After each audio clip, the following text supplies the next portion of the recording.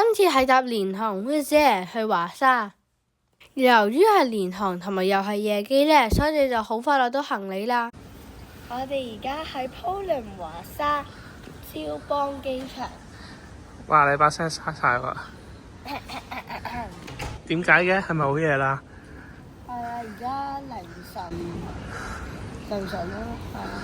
之後我哋就去機場諗shuttle巴去酒店啦。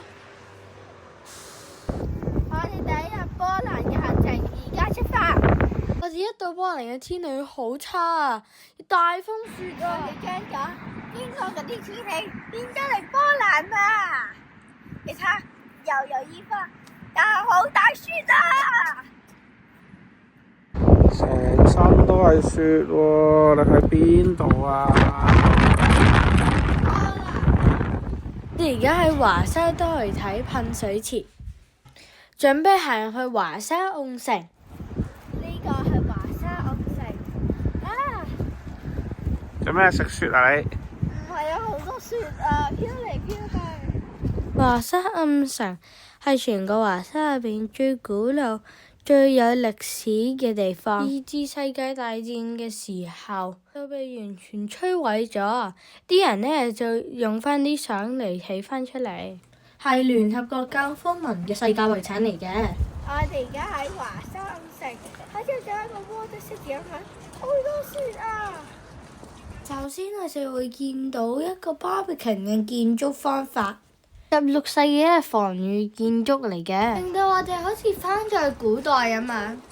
我哋而家喺華沙暗城入邊嘅廣場，呢個舊城廣場就係成個暗城嘅心臟，見到四周好靚嘅建築物，而喺廣場嘅中央就係一個美人魚嘅雕像，佢就係華沙嘅 symbol 嚟㗎。有好多餐廳、coffee shop 同埋買紀念品嘅地方。再行前少少就係華沙皇家城堡啦，本身係波蘭國王住嘅地方嚟嘅，而家就改建成為做一個博物館。而喺個廣場度就有條柱嚟紀念值得之盟嘅，就係搬咗首都，之前克拉科夫，而家就去咗華沙，所以華沙人好中意呢個國王㗎。呢個就係 Warsaw City 啦。我哋頭先咧就咁樣，呢度應該係個三層啦，咁樣上，應該呢度有條門嘅，咁之後入咗去，咁之後咧就應該喺呢度附近出咗嚟，咁之後咧見到頭先嗰個大教堂喺呢度，咁之後間餐廳就喺呢度啦。我哋今朝仲落緊大雪，你睇而家幾好天，趁咁好天，我哋就可以喺個櫻花下邊影一影相。咁之後我哋就去舊城區嘅最後一個景點聖約翰大教堂，呢度就係華沙最重要嘅宗教建築物之一。本身係一個14世紀嘅建築物嚟嘅，但係之後就被德軍炸爛晒。二戰之後蘇聯主導重建，再加上打贏仗之後資源缺乏，所以有種重建版嘅哥德式建築。但係一個蘇聯簡化版嚟嘅，意思即係強調實用、風格簡單，亦都冇咁多裝飾雕像咁樣，可以同普通歐洲見到嘅教堂係咪好唔同呢？所以睇呢個教堂有少少蘇味嘅，即係蘇聯味嘅意思。呢個係華沙起義紀念碑，就係呢嚿嘢啦，同埋就係呢嚿嘢啦。係啊，係呢嚿嘢啊！呢度就係啲波蘭人抵抗納粹北軍嘅地方。呢個雕像建成於1989年，係一個好緊要嘅年嚟㗎。呢個雕像就見到啲市民同埋地下軍攞住啲武器跑走去建築物打住啲德軍。等我考下大家，波蘭有咩出名嘅人先 ？Chopin、John Paul II、Mary Carey。居里夫人好，咁仲有咧？第四個就係唔識啊！哥白尼啊，呢個哥白尼。原來哥白尼都係波蘭人嚟㗎。呢個係哥白尼。所以咧，呢度都有紀念佢嘅雕像。佢就知道咧個太陽就係圍住地球㗎啦。太陽圍住地球，你又諗多次先講。係個地球圍住太陽。係。佢係第一個提出入心説嘅人嚟嘅。呢個波蘭咧就呢度好闊啦，乾唔乾淨啊？幾乾淨啊！同埋咧就幾多啲 memorial 喺啲細嘅類嘢入面咯。我哋呢幾日華沙都覺得啲街道幾整潔，雖然呢幾日都係主要搭 boat， 但係啲公共交通工具都幾方便㗎。我哋而家就喺波蘭華沙嘅市中心，喺後邊就有一個科學文化宮。科學文化宮係華沙最高嘅 building， 由蘇聯1955年送俾波蘭㗎。科學文化宮唔知有咩睇呢？有冇文化㗎你？我哋而家上觀景台。佢高度有超過230米，佢外形就係好似紐約個帝國嘅大廈咁樣。你而家就上出去個觀景台參觀，大家記得揀啱嗰啲天氣先過嚟啊，因為而家呢度好大風，好凍啊！大風咁喎，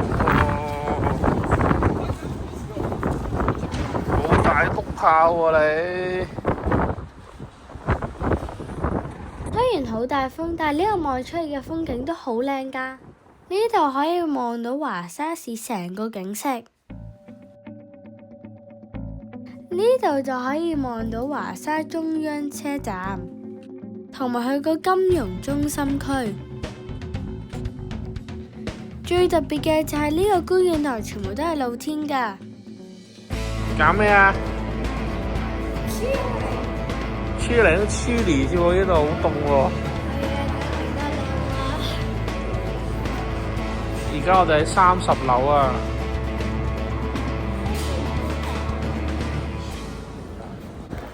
兜完一個圈，影完相，我哋而家就翻入去啦。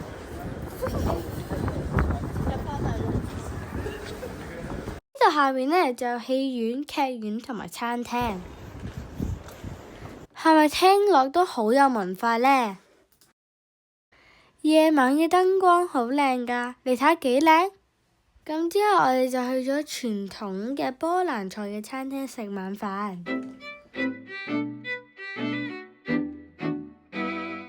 我哋嚟到一間即係好有精緻嘅波蘭菜餐廳，做一個大餐食啊！有個 pork chop 啦，有個應該青瓜嘢啦，得嘅呢個，同埋有個 beef tartare，有2個湯，同埋有啲麵包咯。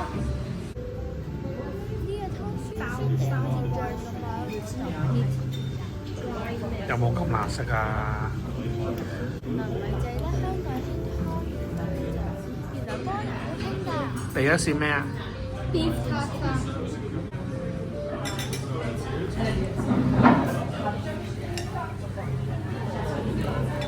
冇麵包添啊！即係有冇甩咗出嚟啊？點啊？真係點樣得意啊？佢個 taste 咯，我唔會知話，但係都幾好味咯。有味嘅，哦，即係個牛係有味喺裏邊嘅。好似豬扒嘅嘢啊！有冇我塊面咁大啊？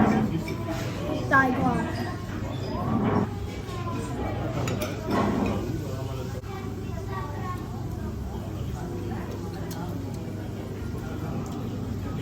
牛油啊！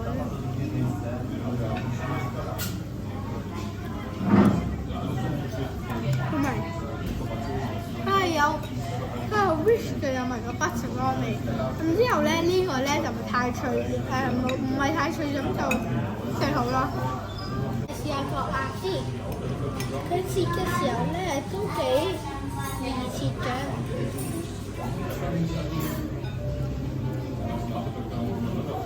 OK 嘅，就有少少乾，所以咧就係呢個醬。Pineapple chutney，試下先。點解 pineapple 紫色嘅？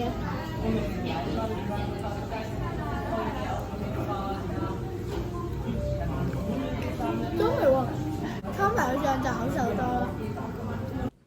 而第二日呢，我哋就睇一個樓盤啦。唔通 Simonese Family 要買樓買到嚟華沙？呢個樓盤之前係一個貨倉工廠區嚟嘅，而家就活化轉咗唔同嘅大廈。而其中一個最特別嘅呢，就係 Neon Museum 啦。原來呢個係一個 Neon Museum。我入去都幾難玩嘅，就係呢個紅色門。唔係淨係香港興霓虹光管㗎，全世界都興㗎。而且原來係英國人發明㗎。呢個博物館收藏咗好多蘇聯時期嘅霓虹光管，全部都好有歷史價值㗎。我哋嚟呢度打卡一定一流啦。咁之後我哋就跳下一個景點啦，跳！女，你要多謝蕭生啊！多謝蕭生啊！點解？因為我哋而家去蕭邦博物館。蕭邦唔係姓蕭㗎。姓咩啊咁？知蕭邦博物館可唔可以睇到蕭邦寫咗啲咩歌呢？哇！你睇下呢度有幾多個蕭邦？呢度之前係一個貴族嘅屋企嚟嘅，而家就改建咗一個博物館。呢個博物館有5層，由蕭邦細個嘅時候就開始講起，由喺華沙講到去巴黎，又講佢點樣英年早逝。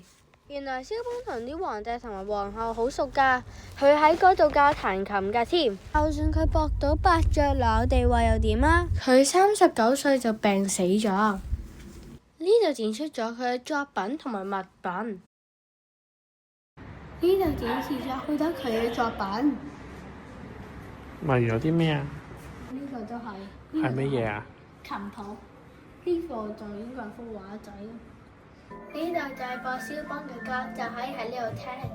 咁呢啲就係佢係年輕嘅時候寫嘅歌。除咗頭先嗰個太空艙，仲有一個多媒體嘅展廳。佢有咁多作品，當然唔少得蕭邦嘅夜曲啦。係咪真係紀念咗死去嘅愛情先？呢個博物館仲包咗一個 live concert，等我哋聽下佢啲作品先。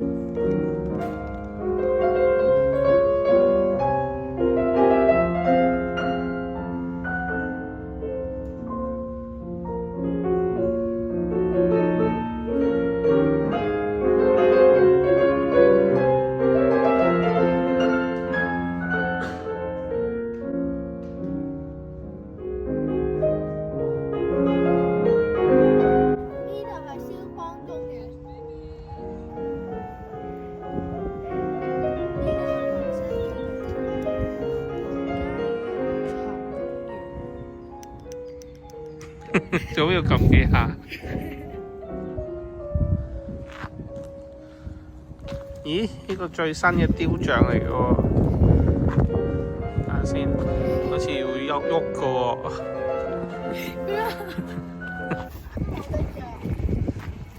你動唔動啊？好動。會唔會俾人黃標㗎？就係個白宮，就係皇帝咧喺呢度 relax 嘅。幾時先會嚟㗎？夏天。咁我哋而家咧？冬天啊！春天。所以佢有冇開放啊？Sadly no。我哋行咗大概4個字，我喺呢度湖邊啊！耶！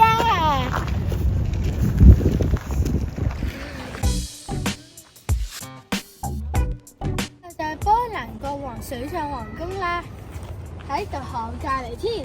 呢個地方係國王嚟開 party 嘅地方嚟㗎。原本呢個地方係一個貴族擁有嘅，咁之後就俾國王買咗。呢個水上宮殿係喺個湖中央。大家觀眾，你覺得似唔似一架船啊？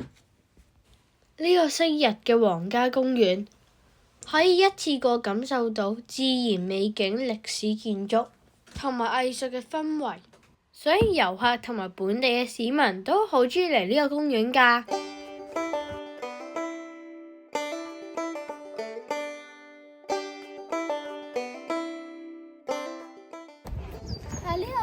好多小動物㗎，有紅松鼠啦，有 swans 啦，有鴨仔啦，仲有一個 peacock 添啊！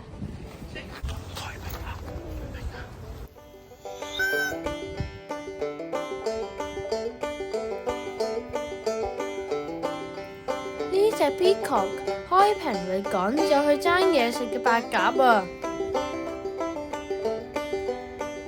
我哋去完呢個公園，又要去醫下個肚啦。我哋今次就揀咗一間牛奶吧，即係好似一個平民餐廳大家樂嘅意思。唔知有冇焗豬扒飯呢？佢都有英文嘅點餐機，同埋都收 credit card，好方便㗎。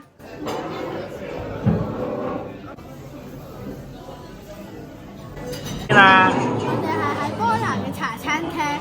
有啲咩食㗎？呢個係 crab 啦，呢個好似腸嘅 roll 啦，呢個係 fried dumpling 同埋呢個好似 goulash 同埋 chicken 嘅嘢啦，我都 spinach 嘅，即係攪洗餃子，好食啊！點樣啊？啲嘢食最好食係邊樣？跟住咧咩嚟㗎fried dumpling。 ？fried dumpling。我哋而家去華沙起義場，係紀念波蘭打過德軍嘅地方。二戰嘅時候，差唔多成個華沙都炸爛晒，所以就用啲爛咗嘅 building 嚟起呢個地方。而家你哋見到有啲石頭就係之前嘅 building 嚟㗎，佢哋就用咗啲瓦礫嚟整咗個山丘仔，而且喺個山丘頂呢，就係個紀念碑。